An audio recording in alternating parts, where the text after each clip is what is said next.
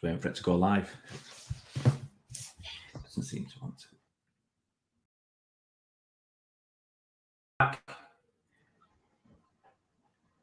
Let's try again. It didn't go live.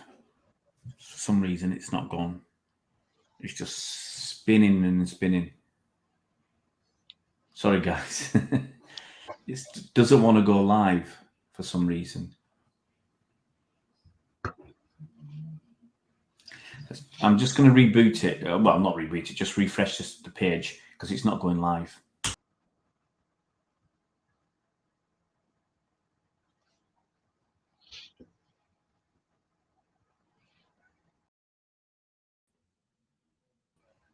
try again.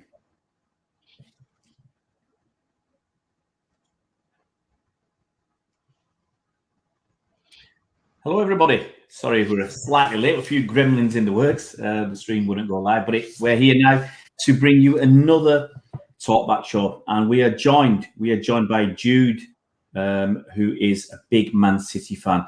Do you want to tell everybody a little bit about how you're involved with women's football, Jude, please? Yeah, sure. Hi, Ray. Thanks for inviting me on. Good to see you. Yeah, so my name's Jude. I am the treasurer of the Manchester City Women Official Supporters Club. So huge Man City women's fan. When possible, go to all the home games and all the away games and travel aboard with them. So and play a big role in the supporters club, helping to organise travel to away games. So we tended to do coaches for all the away games as well, which sadly we're unable to do at the moment. So most of our social engagements are through Zoom. So I run the Zoom. That's sort of my big thing at the moment. But on top of that, I am also part of the Football Supporters Association. So I'm on the Women's Football Network, and I'm a member of the National Council. One of the reps there supporting all of the women's game on there. So it's fairly newly formed, and we're really building up the number of supporters and supporters clubs that are joining the women's network of the Football Supporters Association. So we've got really good representation across most of the WSL teams, and we've also got memberships from the Champions League, the Championship, and also the national leagues as well, which is really important as the women's game starts to grow. So it's great to meet lots of supporters clubs from across the football tiers. Fantastic. That's Jude. Are you a big England fan as well? Yeah, follow England as well. So we did the World Cup in France. I'm not quite sure if the budget's going to stretch to Australia and New Zealand because we're in the process of moving house. But I think we might have to watch that one on the telly at obscure hours. But yeah, unless I win the lottery between now. There's a little bit of time left yet before you can save up. What this show is, guys, just want to explain. It's a chance for ordinary fans to get involved and ask us questions and get their points of view across, talk about their team. And especially we wanted this weekend more fans from the National League to get involved because it's FA Cup weekend.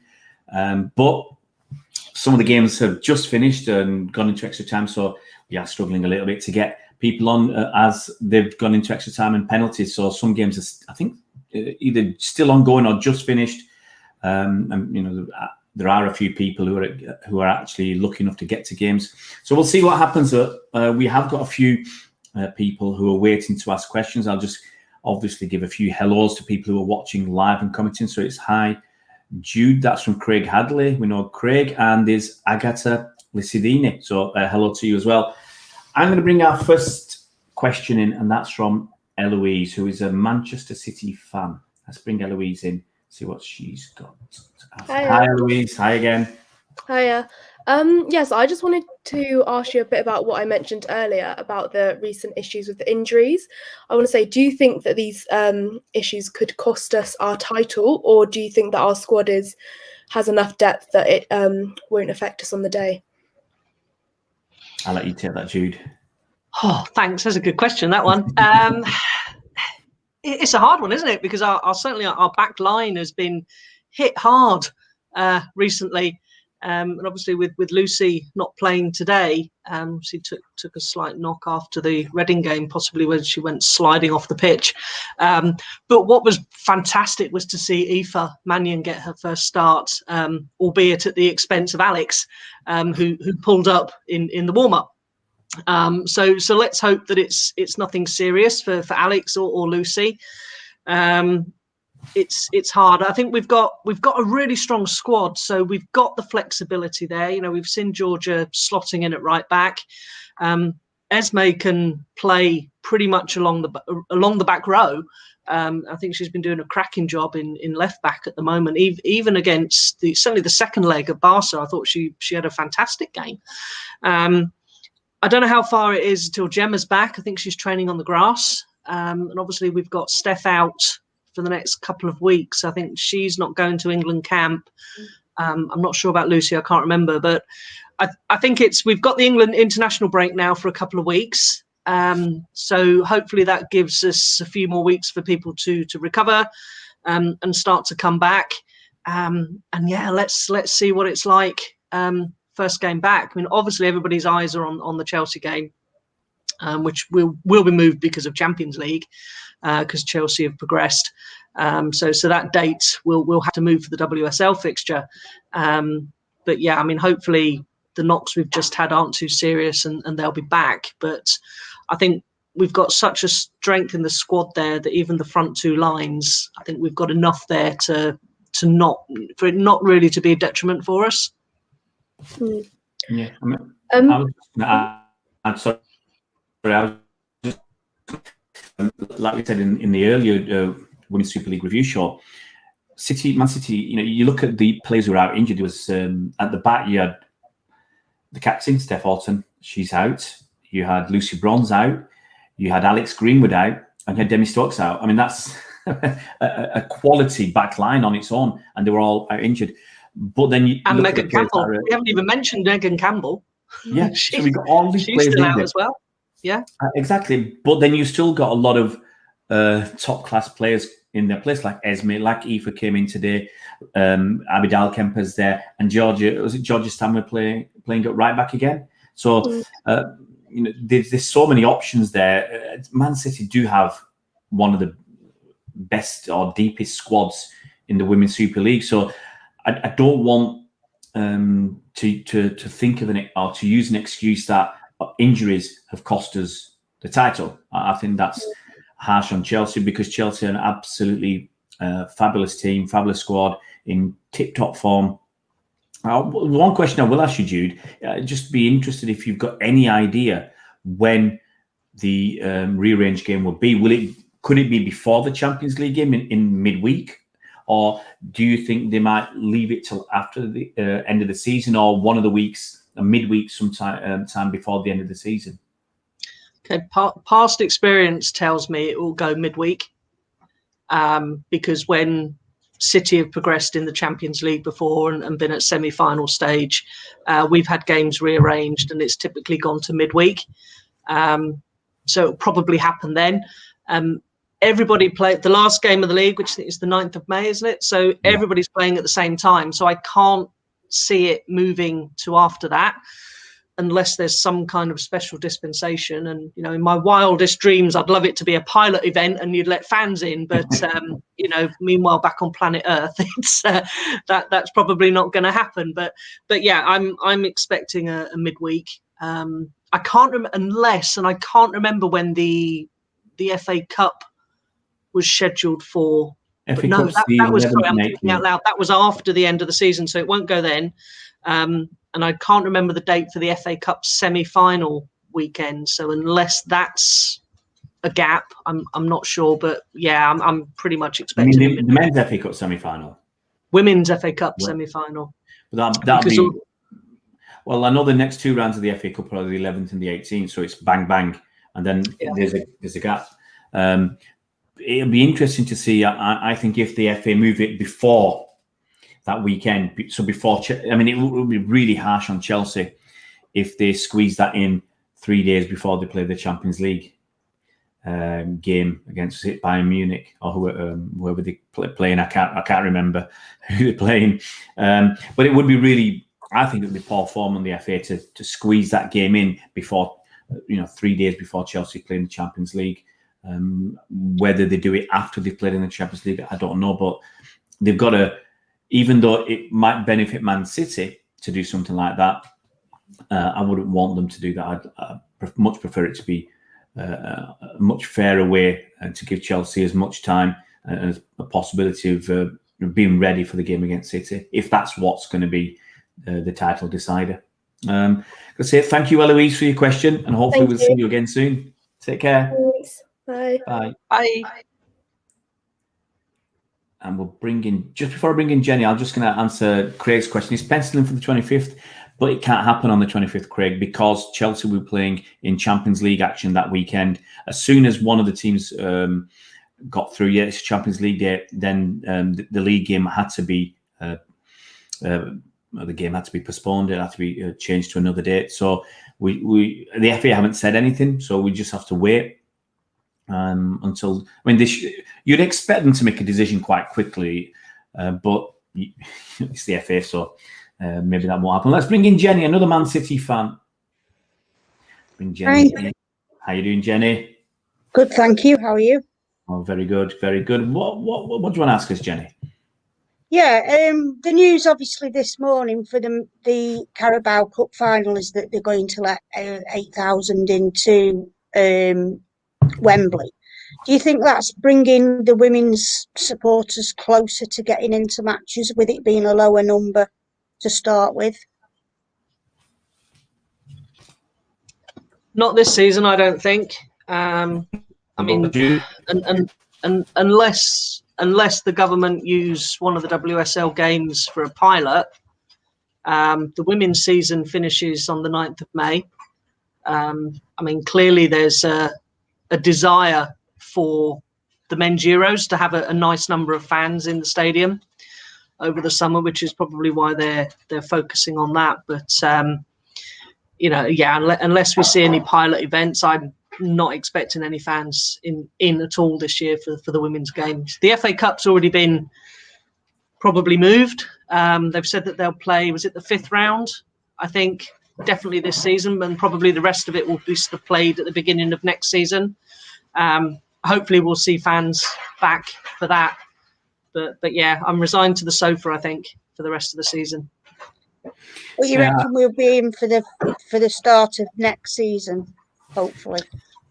I mean, hopefully. I mean, I guess we have to hope that the public play their part and don't go mad, and the virus doesn't go out of control again. There's only so much we can do. I'm sure the football clubs are all planning to get fans back in a safe way. And yeah, can't wait to be there when it's safe to go back. To me, it's just crazy because, like, you can go into a shop that's absolutely crammed full, but you can't go into a stadium, which normally you're not that close together, really. Well, I was going to say that's my hope for next season, Jenny, is that the stadium. Let's look at Manchester City, because we know that the capacity is something like 7,000, the Academy Stadium. Yeah, and if you look at the pilot event at Wembley, they've got 8,000 fans out of the capacity. There's, I think, 88 or 90,000. So you're looking at just under 10%. So if they had 10% of the fans at the Academy Stadium, you're looking at about 650 to 700 fans, which, okay, is probably let's say half of what you'd get in a normal game. But that's still a good proportion of fans. If you can get in 50% of your fans in, I think that's pretty decent. And you've got to hope that if, as Jude says, people are sensible, and as the vaccination program continues to go deeper into the public, into more, younger people, that it will become safer. And then hopefully by September, and we are 5 months away, we can have hopefully 1,000 people at a stadium that can hold 7,000 or 8,000, and that for most, I suspect for most women teams, that will be enough to get most of the people who want to go in the ground. And it's a bit of fingers crossed, because it's still so far away, and still there can still be lots of ups and downs. But you've got to hope that happens This is a question for you, Jude, if I can.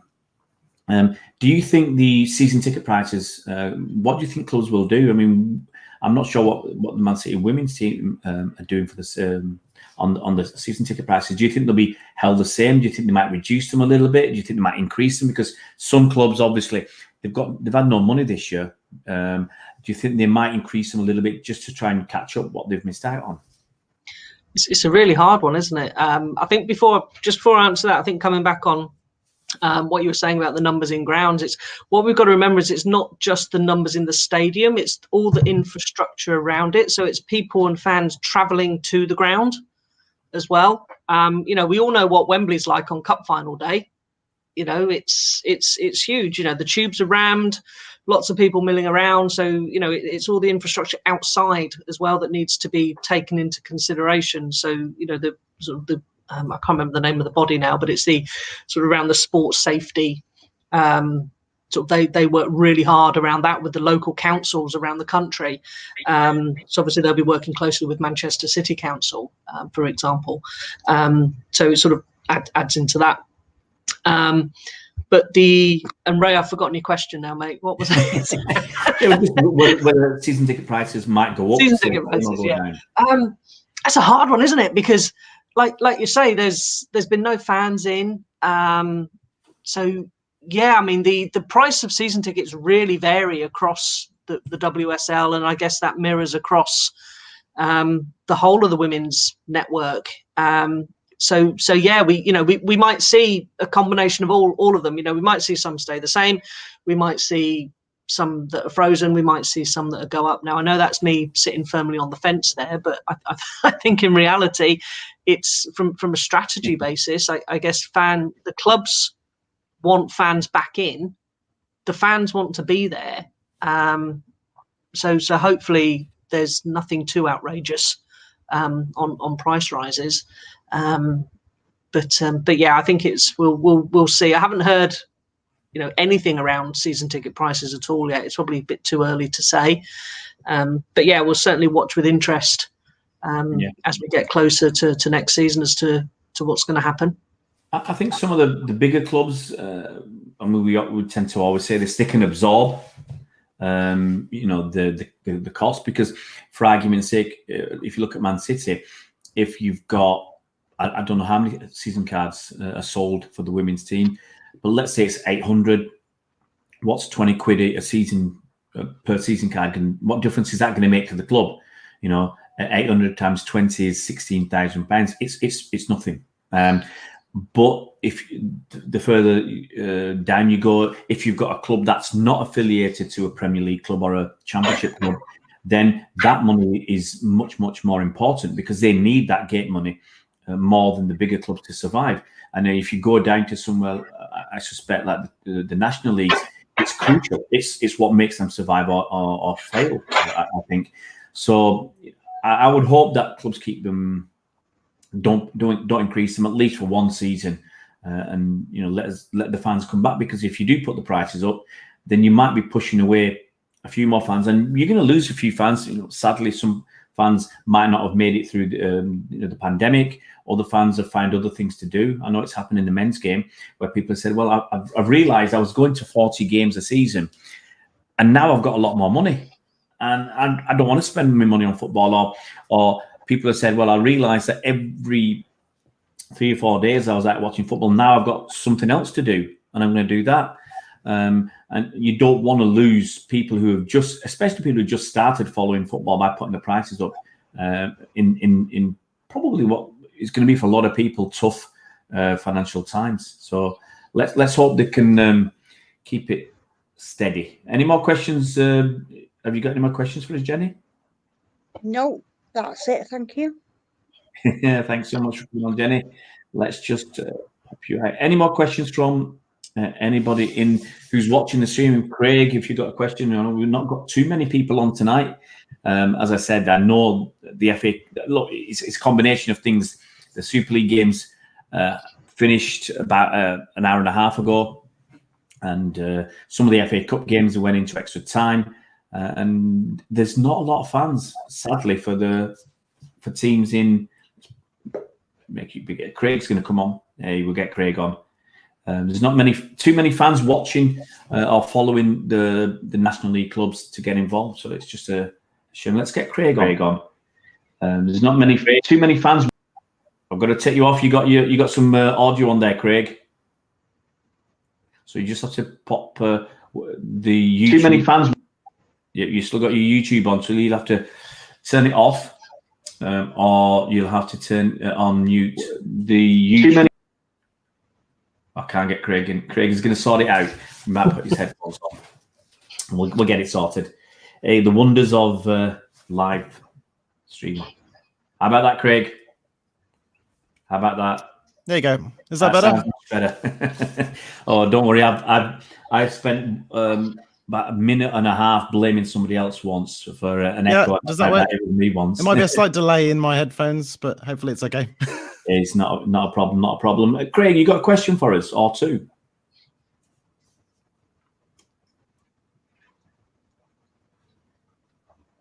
You got a question for us, Craig?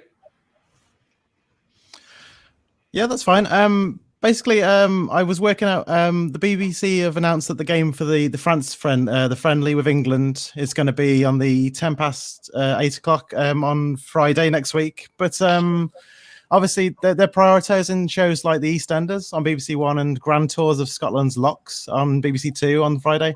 And given that there's rumours that it might be ITV taking over the English coverage in the future, is this BBC further like undervaluing how the international game, I guess, because obviously they put money in now to the Women's Super League deal soon, but obviously they've had the England deal for a long time, and it's obviously it doesn't seem like they value it as much. Obviously, putting it onto some of the channels that are lesser watched again and again. Well, as a southerner, obviously EastEnders is a favourite, and who's not to love a Scottish lock? Do you know what I mean? It's like no, but seriously though, I mean it's yeah. I mean, they could have quite easily put that on BBC Two. The soaps, I think, are sort of pretty. I don't know. Do they get moved? I don't watch soaps anymore. Does anybody watch soaps anymore? But yeah, you should have seen that on BBC Two. Really, I guess the good thing is it's on a free to view channel. You know, BBC FAWSL. I think that's as part of Freeview, which I think pretty much everybody has to have these days. So it's free, and you can get it in HD as well, I think, rather than having to squint at the FA player, which is, I think that's as part of Freeview, which I think pretty much everybody has to have these days. So it's free, and you can get it in HD as well, I think, rather than having to squint at the FA player, which is, I think that's a bonus. Try again, Jude. Keep going. Yeah. So I can keep hearing myself in with Craig's audio as well. So, but yeah, I mean, it would have been nice to have seen it on one or two, but it's free to view, and it's not red button, it's not FA player. So I guess we shouldn't grumble, but we will, because it should be on another channel. I get completely where you're coming from. But yeah, it'd be interesting to see what ITV do they get this the rights for the friendlies, because it certainly makes people up the ante a bit. I'd be disappointed. You know, the BBC, yes, they're losing the internationals. They shouldn't just let them slide away, because surely they want to keep on promoting and pushing women's football in general, so that it helps their viewing figures and everything else for when they are Super League games on the channel. So I'm really surprised that it feels like it's been pushed to the sidelines, because I think there'll be a lot of interest for England versus France. There should be a lot of interest. That's fair. Is the what channel's the Canadian game on? Is that, I haven't checked actually, is that BBC 4 as well? Let's see if Craig. I'm not sure. I guess the. I don't know, to be honest. Yeah, I don't know. I mean, the kickoff times are, at least these are more fan friendly, rather than being in the middle of the day. You know, for those who are at work or education, you know, we're struggling to watch them. But yeah, it's hard. I didn't realise that we were up against Scottish locks. So, but you know, yeah, not great. But looking at the new deal, when you got the 4 slots at the week over the weekend. You got the Friday 6:30. We, some of us have discussed it before. The Friday 6:30 slot and the Sunday 6:30 slot. It's not match going fan friendly, in my opinion. And if I don't know how it's going to be sorted out, because Sky can have up to 44 games, and if they split it 11 on Friday, 11 on Saturday daytime, 11 Sunday daytime, 11 on Sunday evening, something like that, that's a lot of games that it's going to be difficult for fans to get to. That Friday night and Sunday night, Friday night especially, I think is going to be very, very difficult. What do you think about that, Jude? Are you bothered? Are you worried for match-going fans? Yeah, I am. I think I've read somewhere, and I'm happy to be corrected, that I think Sky are going to show 2 matches a week and the BBC are going to show 1. So one of the slots will obviously not be shown. But as a match-going fan myself, if it's a home game, obviously my team's Manchester City, so Friday night under the lights at the Academy Stadium is great, but I've got flexibility in my working hours, so I can get there. But a lot of people that are either working or maybe people with young families, because the WSL, there's still a lot of marketing for young people, and it's inspiring the next gen and all that brilliant stuff, which we should be doing. But it will put families off going late. Maybe not so much on a Friday night because it's Friday night, but certainly on the Sunday night. Little kids, school the next day, that's going to put people off. As a traveling fan, we'll go down to London, say for a 12 o'clock kickoff against Chelsea on a Sunday. We're already leaving Manchester at about 6 in the morning to get there. So that's an even earlier start if you're traveling north to south or south to north for lunchtime kickoffs. And for the tea time kickoff, Friday tea time, people are going to have to take time off work, so there won't be as many people traveling. And on the Sunday, again, it could put people off coming back late and not getting back until late in the evening, 1-2 o'clock in the morning to do that. So it's going to be interesting to see how it pans out. It's going to be interesting to see how the whole away travel works. As the City Supporters Club, we put on coaches to most away games. So, for us, we haven't discussed it yet, but you sit there and you think, okay, well, if we're going to put a coach on, how many people can we have on the coach? Do we need a bigger coach? Because we still have the same amount of people wanting to travel. So, we need to space them out. Things like, and all the logistics that go around that before you've even set off. So I hope that we don't have too many of the Friday and Sunday evening, because I think that could be the one where numbers could dwindle. But I think also with it moving on to the telly, then it may work the reverse. You may have some people go, well, actually, I can see this on the TV. I like a bit of that. I'm actually going to go to the stadium and watch a game. So it could be that you may start to get more people coming through the turnstiles as it's safe to do so. So yeah, it's going to be an interesting one to watch. And I really hope it doesn't go well and truly down the path that the men's game is going, which is, I think, sort of the first alarm bells have started to ring for that. So yeah, let's see what next season brings. Yeah, I think my worries are, if you've got an away game, like the official sports club putting on a coach, and you normally would get, let's say, we'd have a full coach, let's say 50 people. With COVID rules, that might be a maximum of 30 people, let's say.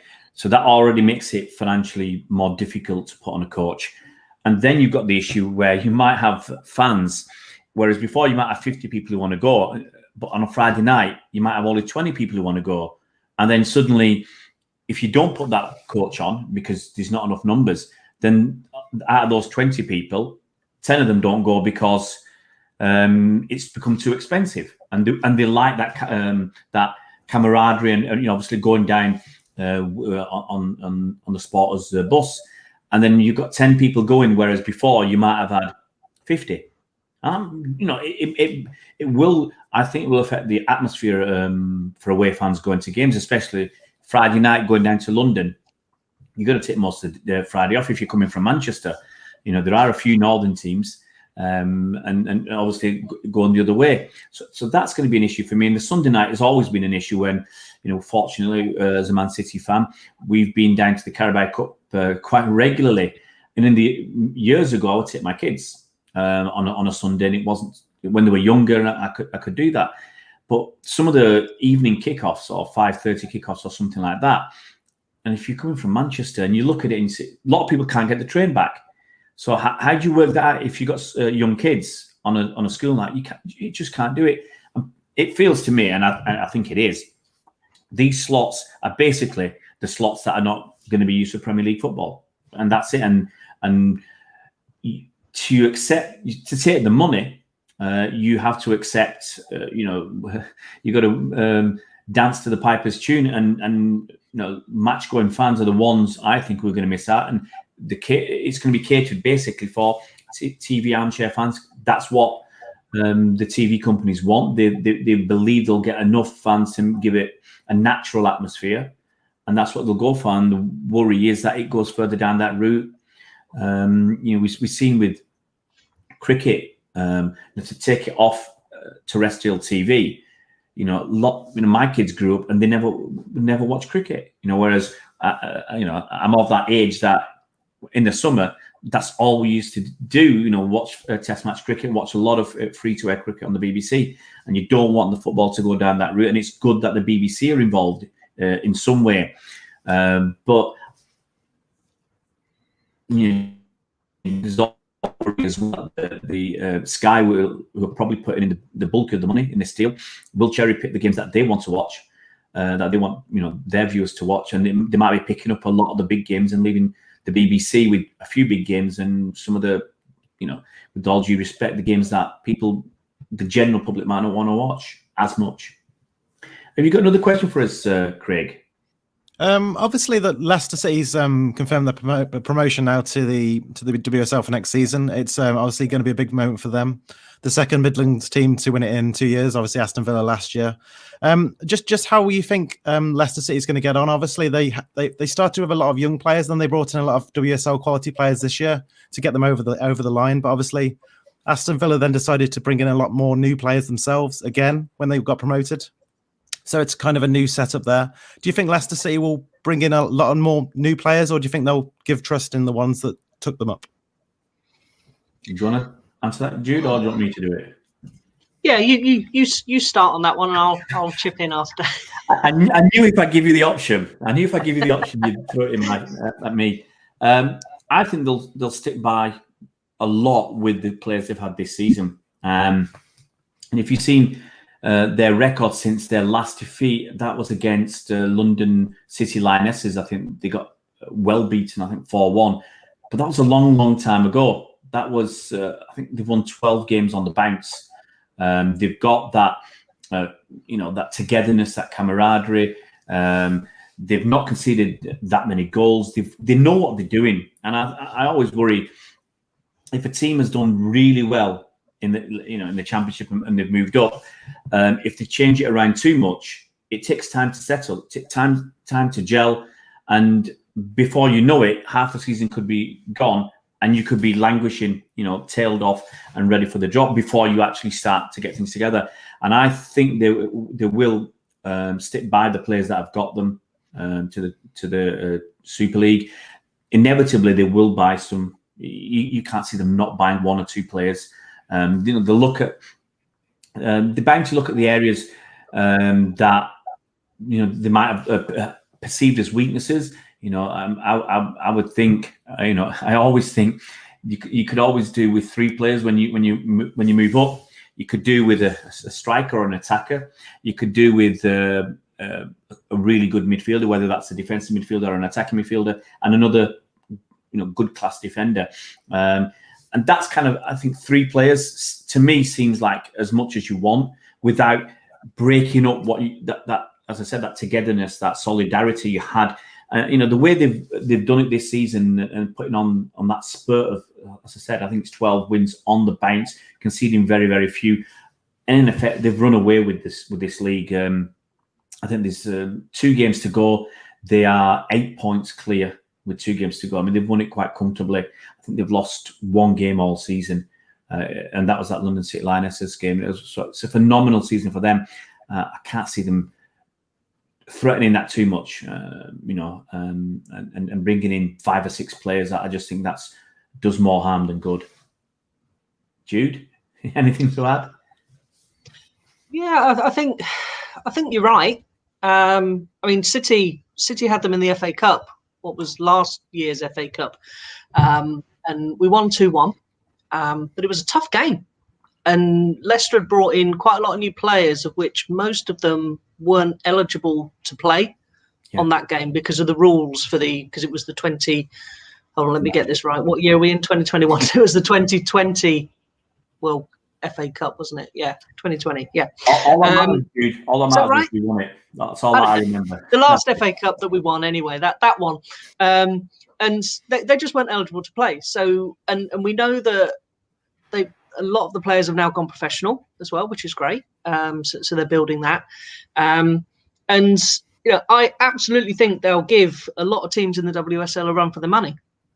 Yes. And we all know with the WSL, anybody can take points off of anybody. I mean, look what's happened today. So yeah, I mean, you'd expect them to buy a couple, but I think they really strengthened last year, and you can see that how well that's done for them. So yeah, maybe a couple over the summer, and yeah, I'm looking forward to having an away day at Leicester, because we couldn't go last time, so it'd be a new ground. I mean, what do you think, Craig? I mean, obviously as a Birmingham fan, any concerns? I know that people might defect from the west to the East Midlands.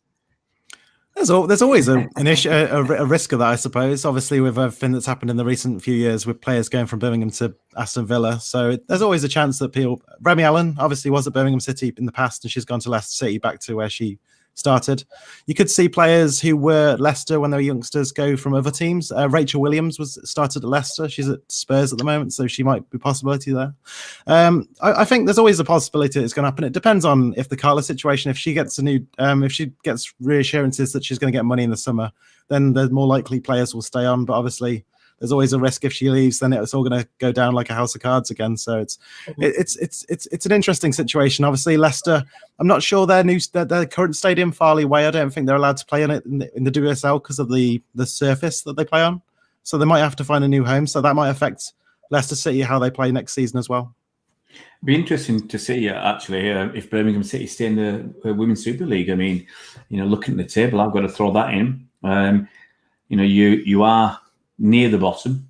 I think you're 3 points off the bottom, but Villa are on a horrendous run, and they've got a worse goal difference. They're 3 points off Birmingham right now. So it's going to be really tight finish to the season, and I think you've got to get at least another point somewhere to probably secure your safety. I mean, how bad would it be for Birmingham if you ended up getting relegated when pretty much most of the season it's been West Ham and Bristol City that people have been thinking one of them is going to go down, and it could be Birmingham.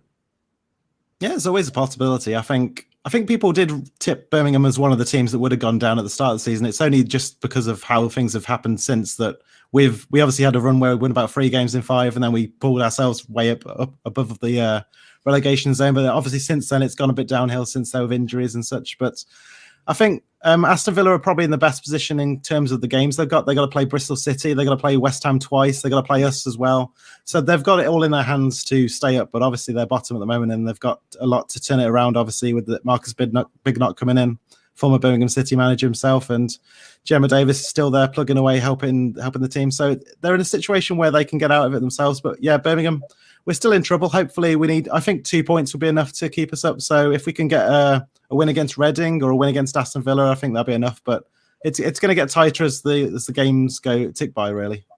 Yeah. I mean, what do you think Leicester need to do then Birmingham need to do for next season? I mean, let's say you stay up. I mean, how are you going to avoid being in this position again in 12 months' time? I think in terms of if we can keep Carla Ward on, that will give more stability to the team. Obviously, she brought in players. She only had about 4 weeks to make sure we had enough players to compete in the season. So she's obviously had more time to think about who she'd bring in if she gets the money to back herself. So with the new TV deals coming in and the money coming in from that, hopefully that will be able to give us more options in terms of contracts and getting people in, and hopefully keeping them in for the long term as opposed to turning them over every one or two seasons, which it has been since Mark left. Yeah. Any more questions you got for us, Craig? No, that's okay. After the technical issues, I'm happy to be on the show, and I'm thank you for having me on. No worries, mate. Thanks a lot for joining us. Let's pop him out, and I don't want to see me as a big one. We've got Eloise's question. I mean, obviously, Eloise is a City fan, so she's going to talk City. So I'll throw this at you, Jude. Were you surprised to not see Rose Lavelle start today after her performance in the Champions League? And look, I've got my Rose Lavelle t-shirt on as well, and you know, in anticipation of another excellent performance. And look, to fill people in, Rose is a World Cup winner. Rose Lavelle. She's one of the best players in the world. City signed 2 World Cup winners last summer, and we got a third one in January in Abid Al-Kemper. We got Sam Lewis as well. Rose is, I think, in most people's eyes, in the top 20 or even top 10 in the world. If you do a list, when she's been away with the US women's national team, she's been brilliant. And you know, I try not to get involved with some of the US women national team fans who are really unhappy that Rose is not playing at Man City. But Man City have got a tremendous midfield with Sam Lewis, with Kira Walsh, with Caroline Weir, with Laura Coombs, who's been injured, and she's a cracking player as well, and others who are struggling, to get. That's a world-class midfield. But she played against Barcelona, and I had a pretty decent. Were you surprised not to see her not start today? To be honest, I wasn't, because in Gareth Taylor's interview, press conference before the game, or a couple of days before the game, she said that she had a slight knock. So I wasn't surprised. The fact that she came. Okay, so for the Barca game, I thought she had a great game. She played really well. It's good to see sort of the glimmers of what we know she can do. Her footwork is just unbelievable. She's very quick-footed. She'll sort of, what do they call her? The Cincy swivel, I think it is. So, she's, or snake hips or whatever. Snake but she's great like that. But yeah, I mean, if she'd got a knock, she came off the bench today, and again, you can see that the movement is great. I think where we've struggled is she's had a lot of injuries. She joined us with an injury, and she'd picked up sort of more injuries as we went on. So I don't know if that's different injuries or reoccurring, the same one coming back again. But we haven't seen the best of her yet. But same as you, Ray. I mean, nobody's entitled just to walk into any team and get a first team start. It's what happens on the training pitch. You've got to fight for your space. And I think to be fair to her, I mean, she plays best in the middle. Sort of more attacking mid. We've seen her sort of a bit more on the outside, or maybe pushed up front as a striker. But like you say, when you're up against sort of Sam and Kaza and obviously Laura and Stanners, there's a whole army of people there that are fighting for their spaces, and they're all top class internationals as well. But yeah, it's good to see her when you do see those glimmers. And I think going back to Gareth's notes as well, he said that they're hoping that she'll feature more in the latter part of the season as well. So clearly there's another international break coming up. Yeah. So I think she's probably going off on international duty. Hopefully she'll have a good run of games there. Come back injury free. And we can start to see her more. But again, the squad's big. We've got the depth there. It's playing the right players for the right game, and sometimes you have to take your turn and be rotated. Yeah, absolutely. And Craig's asking, do you think she fits the system that City want to play? I think you kind of answered part of that by she's played out on the out wide because she had to fit in somewhere, but people are playing in her position. Do you think maybe next season she'll play more where she wants to play? Or will she be here next season? Because, I mean, Sam and Rose, they signed for a year with the option to extend for another year.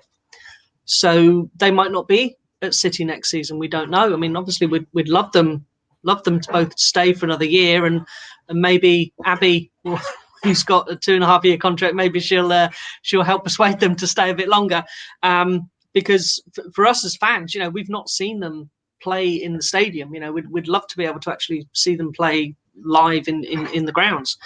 But I think from the system that we want to play, we're very much playing with our wingers at the moment and crossing those balls in to Ellen. So obviously, Lauren and Chloe and Ellen are sort of the very important at the moment. So, and when Rose does play, she does tend to drift in to the middle as well. So yeah, it's an interesting one. Definitely haven't seen the best of her, and let's hope she stays next year so we can see more of her. Yeah, I think that's it. Thank you so much, Jude. I think that's our last question. And guys, if you're watching this on obviously the replay, if you want to get involved, just get in touch with us on Twitter. You can get involved. We always put the link up so you can get in touch and either come on. You can come on a video like Jude has done, or if you watched the show last week, a couple of people came on as audio only. So if you are a little bit shy, you can do that as well. It's absolutely no problem. And hopefully we will finally sort out a phone number as well, so people can just simply ring up on the phone and get involved as well. But thanks so much for joining us, Jude, and hopefully we'll see you soon at the ground. Might be next season. Looking forward to it immensely. Yeah, hope always enjoy coming on and having a chat, and thanks for inviting me. Fantastic, Jude. Thanks a lot for coming on. There you have it, guys. Another show done and dusted. Join us next week. We'll be doing it again. Talkback Show. Hopefully we get a few more people from the lower leagues. That's what really would be interesting to chat with fans from clubs who are playing in the FA Cup next weekend. If I'm right off the top of my head, there should be 16 National League teams playing in the FA Cup next weekend. So it'd be great to get some fans on from there, especially if you've won. If you've won against the odds or had a nice big win, it'd be great to have some of you on next week. And don't forget, hopefully we'll have another Friday night show called Coach's Point of View, 8 o'clock on Friday night. That's the scheduled slot.